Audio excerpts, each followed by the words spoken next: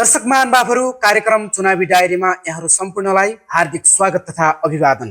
कार्यक्रम चुनावी डायरीमा आज विशेष गरी नेपाली कम्युनिस्ट पार्टीका उम्मेद्वार तथा बाँके क्षेत्र नम्बर 2 का प्रतिनिधि सभा सदस्य निर्वाचनका प्रत्यक्ष उम्मेद्वार युवा नेता तथा युवाका ढुकढुकी र विशेष गरी क्षेत्र नम्बर 2 का युवाहरूले रुचाएका व्यक्ति र एकदमै चर्चामा आएका यस निर्वाचन क्षेत्रका उम्मेद्वार तारा चिन्हबाट आफ्नो तारा चुनावी चिन्हबाट उम्मेद्वार लिएर उठ्नुभएका असल व्यक्तित्व हाम्रा बीचमा हुनुहुन्छ। आज हामीले यही चुनावी डायरी कार्यक्रममा उहाँसँग विशेष अन्तर्वार्ता गरेका छौँ र विशेष गरी विकासका सन्दर्भमा अहिलेको नेपालको राजनीतिक परिस्थिति र स्थानीय जनसरकारको विषयमा हामीले उहाँसँग प्रत्यक्ष संवाद गर्ने जमर्को गरेका छौँ। उहाँसँग आज हामीले लिएको अन्तर्वार्तालाई विशेष गरी यो हाम्रो कार्यक्रममा उहाँलाई स्वागत गर्न गइराखेका छौँ। कार्यक्रममा स्वागत छ। धन्यवाद। यस कार्यक्रममा यहाँलाई विशेष गरी आजको पहिलो प्रश्नबाट म सुरुवात गर्दैछु। तपाईले भन्न सक्नुहुन्छ भने तपाईले आफ्नो छातीमा हात राखेर भनिदिनुहोस् कि तपाईको हृदयभित्र के हलचल मचिराखेको छ। सर्वप्रथम बाँके क्षेत्र नम्बर 2 आमा बुवा दाजुभाइ तथा दिदीबहिनीहरूलाई म दिपेन्द्र विष्ट र मेरो पार्टी नेपाली कम्युनिस्ट पार्टी र चुनाव चिन्ह ताराको तर्फबाट सबैलाई हार्दिक नमस्कार गर्न चाहन्छु। तपाईले भने जस्तै म छातीमा भन्दा पनि म यो क्षेत्रको माटोको कसम खाएर भन्छु, यो क्षेत्रमा अहिले युवाले परिवर्तन चाहेका छ। यो क्षेत्रमा अहिले युवाले भ्रष्टाचार मुक्त समाज चाहेको छ। यो क्षेत्रमा अहिले युवाले स्वरोजगार चाहेका छन्। यो क्षेत्रलाई सद्भावको सहर, धार्मिक सहिष्णुताको सहर, यो क्षेत्रमा पर्यटन विकास र यो समग्र यहाँका दलित, यहाँका जनजाति, यहाँका मुस्लिम सबै समाजले व्यवस्था हामीले चेन्ज गर्यौँ। अब अवस्था चेन्जेसको लागि हामी इमान्दारीका साथ अगाडि बढ्ने र यहाँका जनताहरू शिक्षित हुनुहुन्छ र यहाँका जनताले अब चुनावीमा मैदानमा आफ्नो एउटा सक्षम युवा र सदनमा आफ्ना कुराहरू नीतिगत हिसाबमा प्रष्ट पार्ने कुराहरूलाई आफ्नो अगाडि बढाउन सक्ने मान्छेलाई नै उहाँले चुन्नेछ भन्ने आशामा छु। बाँके क्षेत्र नम्बर 2 मा दिपेन्द्र विष्टलाई चाहिँ भोट किन दिने? मैले पक्कै पनि म धेरै आम मतदाताको घर दैलोमा गइरहेको छु। उहाँहरूलाई मैले एउटै स्पष्ट भनिरहेको छु, तपाईँले 20 वर्ष 30 वर्ष 40 वर्षदेखि जसरी निरन्तर एउटैलाई भोट हालिरहनु भएको छ, तपाईँहरूले कहिले सोध्नुभयो आफ्नो छोराछोरीको भविष्यको बारेमा? तपाईँले एउटा मात्रै तपाईँहरूलाई के लोभ लालच भयो भने क्षणिक लाभ र तपाईँको क्षणिक के भनौँ न डर भय र त्यही जन्जालमा फसेर तपाईँहरूले जुन आफ्नो मत अधिकार प्रयोग गर्नुपर्ने तपाईँहरूले मत दान गरिरहनु भयो।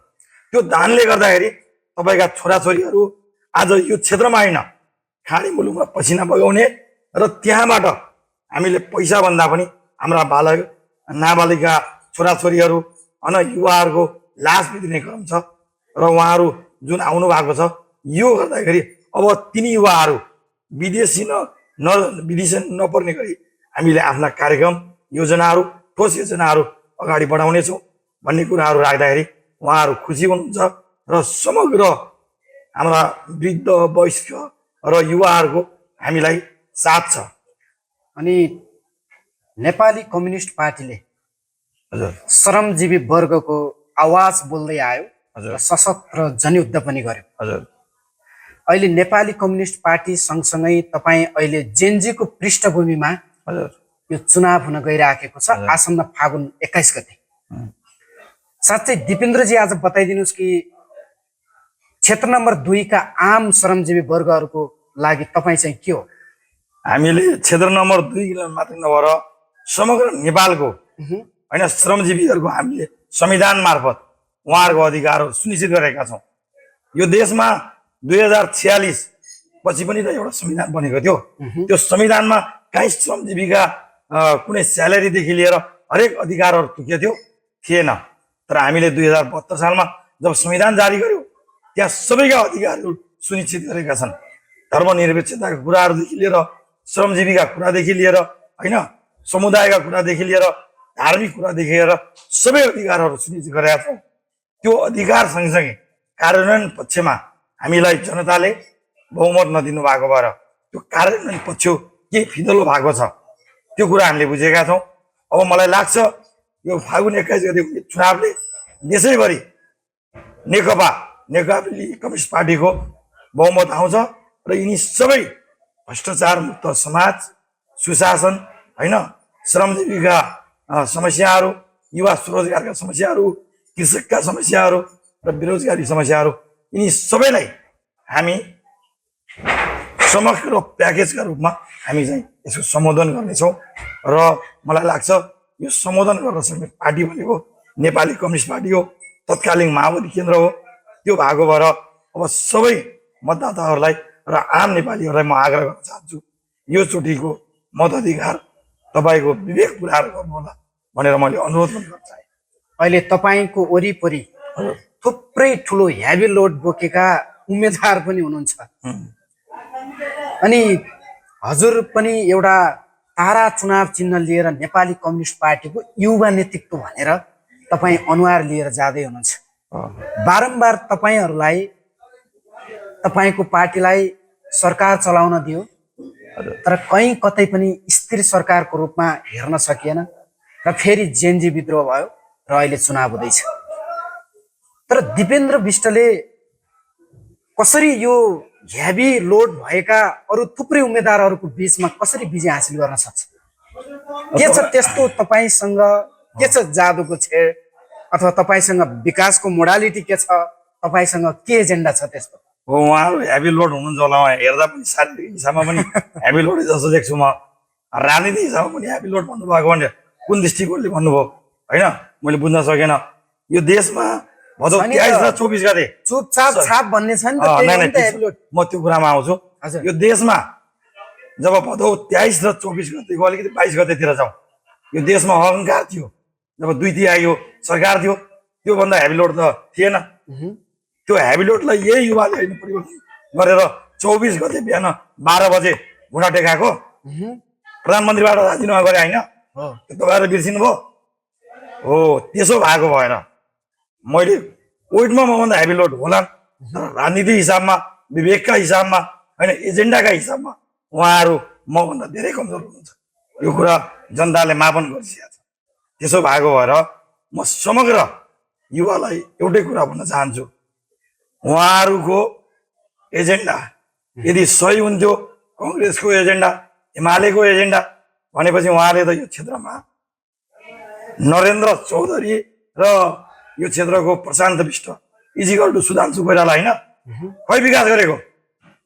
तपाईँलाई म यहाँ नजिकैको इक्जाम्पल दिन चाहन्छु। डुडुवा गाउँपालिकामा त्यहाँको, म तपाईँलाई त्यसको एभिडेन्स पनि दिउँला, म तथ्याङ्कमा बोल्ने मान्छे हो। त्यहाँको बालबालिकाले 7 क्लास पढ्दाखेरि त्यहाँको सेन्टेन्स वाक्य उच्चारण गर्न जान्दैन भनेपछि उहाँहरू कुन हिसाबमा उहाँहरूको हेभी वेट भयो? करप्सनका हिसाबमा हेभी वेट भन्नु खोज्नु भएको तपाईँले कि देश लुट्ने कुरामा हेभी वेट भन्नु खोज्नु भएको? त्यसो भएको र जनताले यी यावत कुराहरू अहिले समग्र बुझिसकेको छ। त्यसो भएको भएर र अर्को तपाईँले एउटा रासोपाको कुरा जोड्न खोज्नु होला।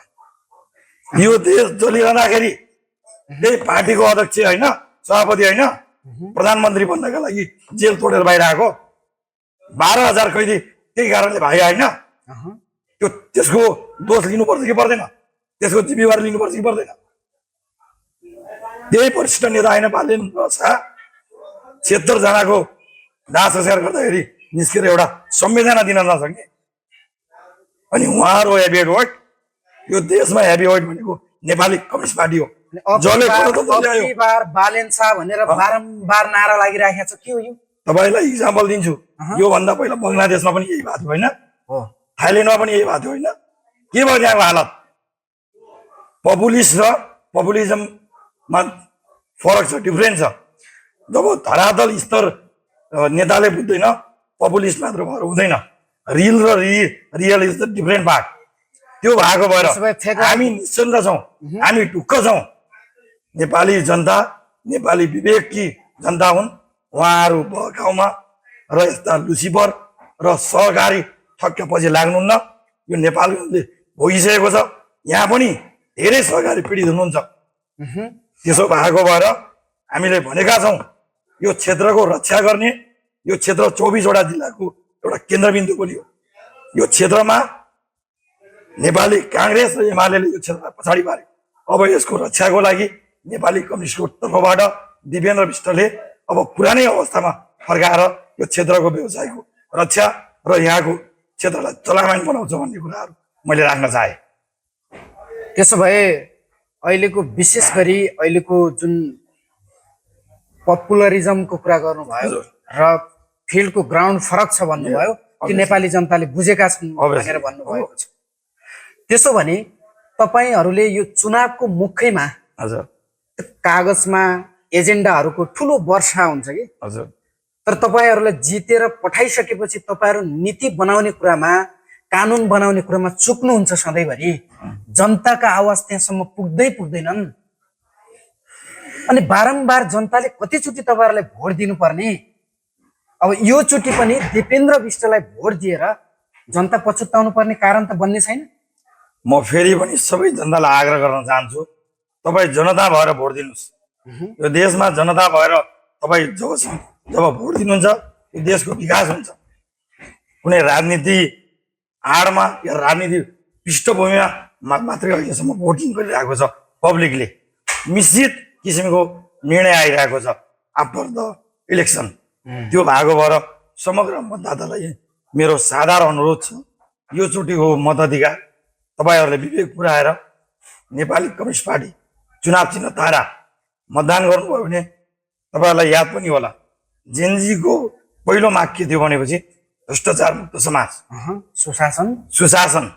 यो हामीले ब्याकएन्डमा जाउँ, बिफोर द 3-4 इयर्स अगो त्यतिखेर नेपाली कम्युनिस्ट पार्टी तत्कालीन माओवादी केन्द्र पुष्पकमल दाहाल प्रचण्ड जहाँ प्रधानमन्त्री हुनुहुन्थ्यो, यही सरकार होइन हामीलाई अपदस्थ गरेको कारण के हो थाहा छ तपाईँलाई? आम मतदाता र आम नेपाली जनतालाई म भन्न चाहन्छु, जब हामीले गिरिबन्धु टी स्टेटको भ्रष्टाचारको मुद्दा फाइल खोल्न थाल्यौँ, जब विभिन्न किसिमका शरणार्थी भुटानी शरणार्थीका फाइलहरू एजेन्डाहरू खोल्न थाल्यौँ, तब रातारात पुष्पकमल दाहाल प्रचण्डको सरकार ढलाइयो।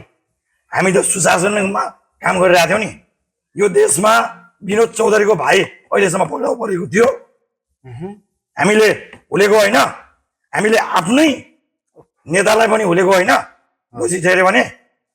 र समग्र यो देशमा काखा र पाखा नगरेर सबैलाई समान व्यवहार गरेको होइन नेपाली कम्युनिस्ट पार्टीले। अब त तपाईँहरू आँखा खुलाउनुहोस्। तर तपाईँहरू लग्जरियस जीवनमा आफ्नो सम्पूर्ण जनताको एजेन्डालाई बिर्सी जस्तो गर्नुभयो। तपाईँले लग्जरियस कुरा, आज जनताको आय स्रोत कति भएको छ? हिजो तपाईँको 100-200 प्रति व्यक्ति आय डलर थियो भने आज 1000 पुगेको छ नि। हामी भोलि फेरि आफ्टर 5 इयर्स त्यसलाई 3000-5000 गाउने पक्षमा छौँ नि पर क्यापिटल। त्यसो भएको भएर तपाईँहरूले के गर्नुभयो? हिजो र आज हामी पनि त एउटा टी सर्ट र लगाएर हिँड्थ्यौँ नि।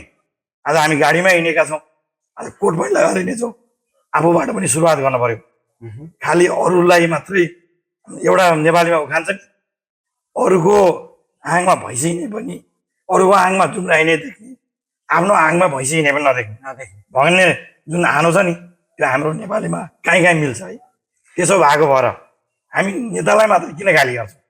होइन, जसले नेतृत्व सबैलाई एउटै खान्डलमा हालिदिनु भयो भने त तपाईँ पनि त त्यही हो, यही देशको जनता होइन तपाईँ? त्यो भएको भएर सबै पार्टी उस्तै हुँदैनन् र सबै नेतृत्व पनि उस्तो हुँदैनन् भनेर हामीले 18 महिनामा प्रमाणित गरिसकेका छौँ र जनताले हाम्रो इतिहास पनि हेरिसकेको छ। तपाईँ आफै पनि युवा हुनुहुन्छ। हजुर, युवाको प्रतिनिधित्व गर्दै हुनुहुन्छ। हजुर, र जहाँसम्म लाग्छ तपाईँ जतिको जवान युवा नेतृत्व सायद क्षेत्र नम्बर 2 बाँकीले पाउँदैन होला। हजुर, युवाहरू कैयौँ युवाहरू रुपटिया नाका भएर, जमुना नाका भएर भारतका विभिन्न ठाउँहरूमा रोजगारीको हात थाप्दै जानु परेको अवस्था छ। र 80 लाखभन्दा युवाहरू र दिनमा लगभग 3000देखि 3500 भन्दा बढी युवाहरू विदेश पलाइन्छन्। तिनीहरूलाई नेपालमै रोक्नको लागि अथवा क्षेत्र नम्बर 2 मै रोक्नको लागि तपाईँको के छ प्लान? यो समग्र देशको एउटा एकदमै विकराल समस्या हो। यसलाई हाम्रो सेन्ट्रल लेभलको म्यानिफेस्टोले घोषणापत्रले सम्बोधन गरेछ र मैले त्यही घोषणापत्रमा टेकेर पनि मैले आफ्नो घोषणापत्रमा पनि यो कुरालाई एड्रेस गरेका छु, सम्बोधन गरेका छु। हामीले भनेका छौँ अब युवाहरूलाई स्वरोजगार बनाउनका निमित्त उहाँलाई स्टार्टअप कर्जाको रूपमा हुन्छ, उहाँलाई ब्याजमुक्त ऋण दिएर हुन्छ, के कुराले उहाँलाई एड्रेस गर्ने हुन्छ। यो विज्ञ टोली बसेर हामीले हावाका भरमा होइन, लेखिदिने कागजमा र त्यो कार्यान्वयन पछि फितल हुने त्यो होइन। हामीले भनेका छौँ हामीले जब संविधान जारी हुँदा पनि जेनजीको माग आज कार्यकारी प्रत्यक्ष कार्यकारीको चुनाव हुनुपर्छ भन्ने होइन, त्यो हामीले 72 सालमा लेखिसकेका छौँ। आजभन्दा 10 वर्ष पहिलाको भनेपछि त हामीले त भविष्य हेरेर लेखेरै छौँ नि त। त्यसैको लागि आन्दोलन भएन। त्यो भएको भएर हाम्रो दीर्घकालीन सोच चाहिँ राम्रो छ। तर यो जेनेरेसन त एउटा छ नि त, मैले भने नि एउटै राजनीति संस्कार बुढेको, त्यो जेनेरेसनले अझै पनि चेन्ज हुन खोजेको छैन। अहिले पनि म हेर्छु कता कति म हाम्रो भदौ 23 र 24 गते शहादत प्राप्त गर्ने 76 जना र विशेष गरी 2 नम्बर क्षेत्रका हाम्रा सुलभराज श्रेष्ठ र आयुष थापालाई पनि म सम्झिन चाहन्छु र हार्दिक श्रद्धा सुमन व्यक्त गर्न चाहन्छु, जसले यो देशको परिवर्तन र यो देशलाई एउटा राम्रो विकास र यो देशका युवाहरू स्वरोजगार पाउन् भनेर आन्दोलन गर्नुभएको थियो। भ्रष्टाचारलाई जहिलेदेखि उखाल्नु आन्दोलन गर्नुभएको थियो। त्यो आन्दोलन र उहाँको जनभावना अनुसार मैले काम गरेर अगाडि बढ्नेछु भन्ने कुराहरू जोडे र खाडीमा र तपाईँको छिमेकी मुलुकमा अब युवाहरू जाने छैनन्।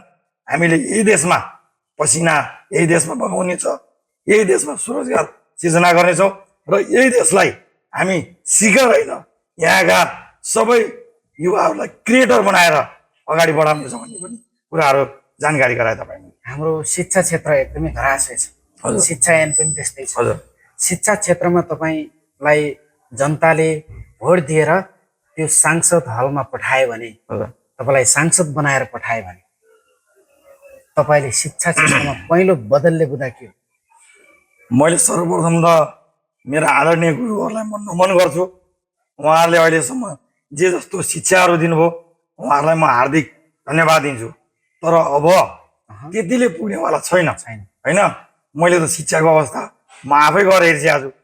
अब उहाँले जे जति गर्नु, तर अब हामीले यसलाई वैज्ञानिक तरिकाले अब उहाँले जसले यो लय समातेर अगाडि बढ्न सक्छ उहाँहरूलाई हामी पुरस्कृत गरेर अगाडि बढाउँछौँ। जसले यो टेक्नोलोजी यो लयलाई सम्हाल्न सक्दैन उहाँहरूलाई के कुरा एड्रेस गरेर हुन्छ, उहाँहरूलाई विदाई गरेर नयाँ शिक्षा नीति जसले हाम्रा बालबालिकालाई प्राविधिक कुरामा जोड्न सकोस्, जसले यो शिक्षालाई एउटा रोजगारीमा पनि काम लाग्ने हिसाबको शिक्षा होस् र समग्र शिक्षा सरकारी शिक्षा र प्राइभेट शिक्षामा डिफ्रेन्ट नहुने गरी हामी अगाडि बढाउँछौँ। र सबै गुरुहरूलाई म एउटै आग्रह गर्न चाहन्छु, तपाईँहरू शिक्षक हुनुहुन्छ भने शिक्षकको भूमिकामा रहिदिनु होला। मैले हिजो देखेँ 1 नम्बर क्षेत्रमा 3 नम्बर क्षेत्रमा हामीले आचार संहितामा त्यो छैन शिक्षकहरूलाई बोलाएर त्यसरी अधिवेशन गर्ने। तपाईँ हेर्नु होला मिडिया, उहाँहरूले आज पनि तपाईँ शिक्षकहरूले यो गर्नुभयो भने हामी जित्छौँ भनेर गर्नुभएको छ। मेरो ध्यान आकर्षण भएको छ। यिनी पुराना धेरै पुराना दल भन्छ नि आफूहरूलाई, उहाँहरूलाई म चुनौती दिन चाहन्छु। तर हाम्रो सरकार भयो भने यस्ता क्रियाकलाप हामीले, तपाईँलाई याद होला जब राजापुरमा हाम्रो चौधरी साहब मेयर हुनुभएको थियो हामीले त्यहीँबाट सुरुवात गरेको थियौँ। जसले राजनीति गर्छ त्यो शिक्षकलाई हामीले सस्पेन्ड गरेका थियौँ। त्यसो भएको भएर अब शिक्षामा अब सुधार हुन्छ। ढुक्क हुनु होला आम अभिभावकजीहरू, तपाईँहरू ढुक्क हुनु होला। नेपाली शिक्षा अलि महँगो भयो, अलि अनुत्पादक भयो भन्ने मैले भनिसकेँ नि। सबैले शिक्षा समान उहाँहरूको नैसर्गिक अधिकार हो, फन्डामेन्टल राइट्स हो। त्यसो भएको भएर शिक्षामा राजनीति हुँदैन। शिक्षा र स्वास्थ्य सबैले समान हिसाबमा पाउँछ। त्यो हाम्रो दायित्व पनि हो, त्यो हामीले गर्नु पनि पर्छ। यो युवाको मैले एक्लै भए पनि मैले संसदमा यो आवाज उठाउँछु र म लडिरहन्छु।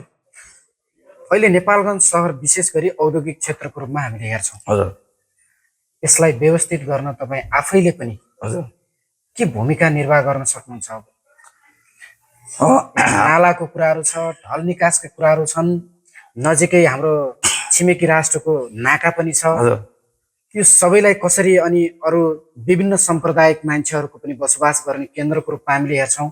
यी समग्र रूपमा तपाईँको टाउन प्लानिङको कुराहरू होला। यसलाई चाहिँ तपाईँ युवा भएको र अलिक बौद्धिक लेभलको मान्छे भएको कारणले हजुर कसरी यसलाई अझै व्यवस्थित गर्न सक्नुहुन्छ? तपाईँलाई थाहा होला, जब नेपालको प्रधानमन्त्री पुष्पकमल दाहाल प्रचण्ड र भारतका प्रधानमन्त्री नरेन्द्र मोदी जो नेपालगञ्जमा सुक्खा बन्दरगाह जसले यहाँको औद्योगिकलाई एउटा पुलको रूपमा हामीले लिएका छौँ, त्यो हाम्रै पार्टी प्रचण्ड प्रधानमन्त्री हुँदाखेरि यहाँ इनोग्रेसन भएको, यहाँ र इन्डिया एकैचोटि त्यो भएकोबाट पनि यहाँका उद्योगीहरूले बुझिसक्नु भएको छ। त्यो पार्टी भनेको नेपाली कम्युनिस्ट पार्टी हो, जसले औद्योगिकलाई एउटा व्यवस्थित तरिकाले अगाडि बढाउन सक्छ। उद्योगीहरूका हरेक मागहरूलाई हामीले हेर्नु सक्नुहुन्छ। जब वर्षमान पुन अर्थमन्त्री हुँदाखेरि हामी उद्योगीहरूका ट्याक्सेसनका समस्याहरू होइन, विभिन्न उद्योग वाणिज्य सङ्घ लगायतका वाणिज्य कार्यालयका समस्याहरू हामीले एकीकृत हिसाबमा हामीले समाधान गरेका छौँ। उद्योगीहरूले यति भनेपछि उहाँले बुझिसक्नु भएको छ यही मिडिया मार्फत। त्यो भएको भएर तपाईँलाई म एउटै शब्दमा यो वाक्यमा म समाप्त गर्न चाहे, उद्योगी व्यवसायीहरूको पनि आधुनिकीकरण र वैज्ञानिक हिसाबले अगाडि बढ्नुपर्छ भन्ने पार्टी, एउटा वैज्ञानिक समाजवाद र वैज्ञानिक तरिकाले जानुपर्छ भन्ने पार्टी नेपाली कम्युनिस्ट पार्टी हो। त्यसो भएको भएर अब व्यवसायीले पनि यो क्षेत्रमा स्थायी सरकार चाहेको छ। स्थायी सरकारको लागि यो क्षेत्रले पनि आफ्नो मताधिकार राम्रोसित प्रयोग गर्छ। ओके, हामी कार्यक्रमको अन्तिममा छौँ। विशेष गरी मैले अन्तिम प्रश्न तपाईँलाई सोध्न गइराखेको छु र अलिकति यो सर्ट एन्सर दिनुपर्ने छ, उत्तर दिनुपर्ने छ। अनि तपाईँ अहिले क्षेत्र नम्बर 2 को युवा नेता हजुर अनि नेपाली कम्युनिस्ट पार्टीको उम्मेदवार र तारा चुनाव चिन्ह, हजुर सत्ता कि सिद्धान्त? तपाईँ पहिला सोच्दा म नेता होइन, यो क्षेत्रको छोरा हो, यो क्षेत्रको भाइ हो होइन, यो क्षेत्रको नाति हो। किनभने म यो क्षेत्रमा त यही क्षेत्रमा मेरो पसिना बगेको छ, यही क्षेत्रमा मेरो हरेक कुराहरू समस्यादेखि लिएर यो क्षेत्रमा समाधान पनि मैले गरेको छु। नेपालगञ्जको सबभन्दा ठुलो समस्या के हो? नेपालगञ्जमा सबैभन्दा ठुलो समस्या भनेको यहाँको करप्सनै हो। म 1 नम्बरमा भने, किनभने त यो माल पाउने जिल्ला हो नि त, त्यहीँबाट बिग्रिएको छ नि त। त्यो भएको भएर भ्रष्टाचार मुक्त हामी समाज बनाउँछौँ र हामीले विकासका कुराहरू यो क्षेत्रमा स्वास्थ्य हब बनाउने, आइटीको नवप्रवर्धनको हब बनाउने, औद्योगिकलाई वैज्ञानिक तरिकाले अगाडि बढाउने, यहाँ व्यवसायका हरेक समस्याहरू प्याकेजका रूपमा हामीले समाधान गर्ने र युवालाई स्वरोजगार जोड्ने र इन्डियाको यहाँ सुक्खा बन्दरगाह छ यसलाई चलायमान गराउने र यो अन्तर्राष्ट्रिय विमानस्थल जुन छ त्यसलाई पनि हामीले अन्तर्राष्ट्रिय स्तरमा स्तरोन्नति गरिसकेका छौँ।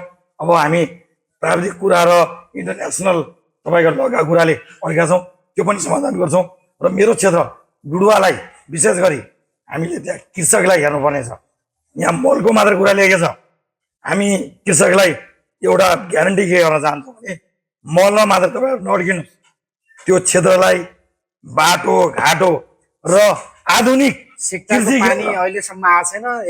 मैले मेरो प्रतिबद्ध पत्रमा 2 इयर्स भित्र सिक्टाका हरेक नालाहरू त्यहाँ पुग्नेछन् र त्यसलाई कृषकलाई हामी कृषक कार्ड दिनेछौँ, जसले त्यो कार्ड मार्फत हरेक सुविधा पाउँछ।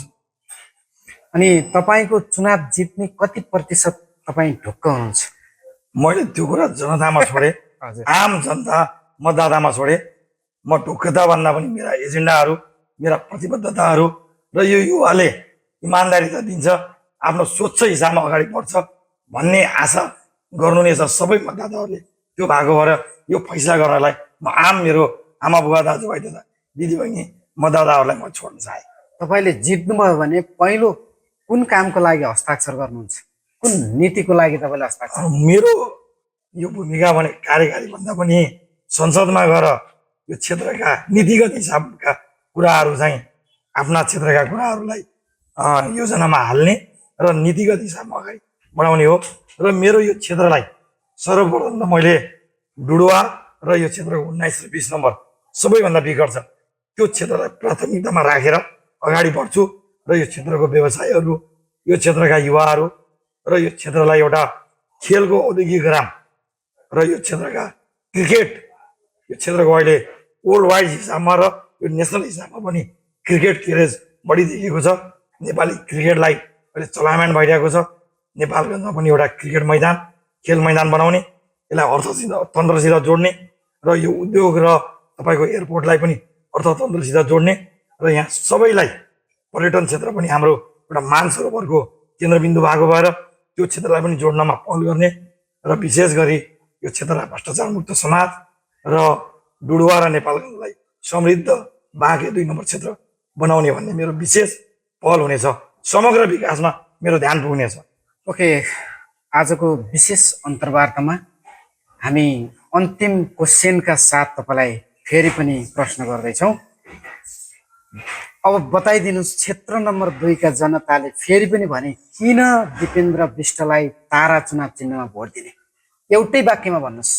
एउटै वाक्यमा यो क्षेत्र र देशको भ्रष्टाचार मुक्त समाज, सुशासन, विकास र युवालाई रोजगार र यो क्षेत्रको विकासको लागि आफ्ना स्पष्ट एजेन्डाहरू बोकेर गएको हुँदाखेरि दिपेन्द्र बिष्ट र चुनाव चिन्ह तारालाई आफ्नो मत अधिकार प्रयोग गर्नेलाई हार्दिक अनुरोध र साधारण मैले अनुरोध गरेँ उहाँलाई। धन्यवाद। हस् त, यहाँको समय र संवादको लागि धेरै धेरै धन्यवाद दिन चाहन्छौँ। उहाँ हुनुहुन्थ्यो विशेष गरी यो कार्यक्रम चुनावी डायरीमा क्षेत्र नम्बर 2 बाँकेका होनार तथा बाँकेका छोरा युवा नेता दिपेन्द्र बिष्ट। फागुन 21 मा तपाईँले दिपेन्द्र बिष्टलाई कहाँ भएको देख्न चाहनुहुन्छ? यो चुनाव र यो परीक्षा तपाईँको हातमा छ। हस् त, आजको कार्यक्रमबाट बिदा हुन्छौँ। सबैलाई नमस्कार, धन्यवाद। धन्यवाद।